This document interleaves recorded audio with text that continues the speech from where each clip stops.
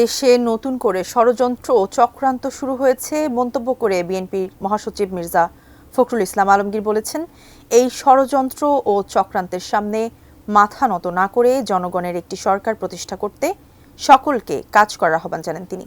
শনিবার সন্ধ্যায় Thakurgaon public library মাঠে জেলা ছাত্র দলের আয়োজনে ছাত্র সমাবেশে ভার্চুয়ালি যুক্ত হয়ে প্রধান অতিথির বক্তব্যে তিনি একথা বলেন। আমরা মানুষের কথা বলার অধিকারকে রক্ষা করতে চাইব। আমরা এখানে সংবাদপত্রের সাথে থেকে শুরু রাখবো। এই বিষয়গুলোকে সামনে রেখে আমাদের চলতে হবে। আজকে অনেক ষড়যন্ত্র শুরু হয়েছে, চক্রান্ত শুরু হয়েছে, সেই চক্রান্তের কাছে আমাদের